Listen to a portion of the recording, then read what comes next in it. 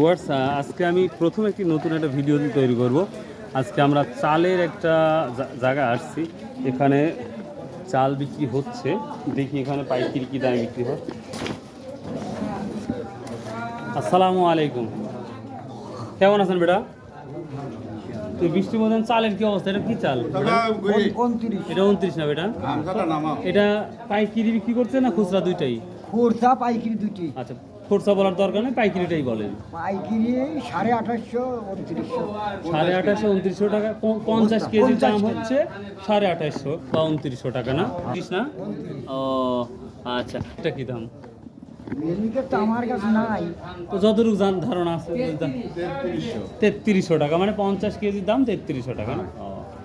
Viewers, এই তো মোটামুটি ছিল, কারণ এখন বর্তমান আমরা দেখতে পাচ্ছি এখানে এই ঘরের নামটাম আছে, এই ঘরের কোনো নাম আছে কি কি আবার বলেন? শামসু শেখের ও শামসু সরকারের মেল এটা। তো এখানে চাল বিক্রি হয়, অনেকদিন আমি চাল কিনতে এখানে আসছি ভিউয়ার্স। তো যদি কারো ভালো লাগে চাষকুর বাজারে এই শামসু সরকারের মিলে আসতে পারেন, এখানে সব ধরনের চাউল পাবেন আশা করা যায়।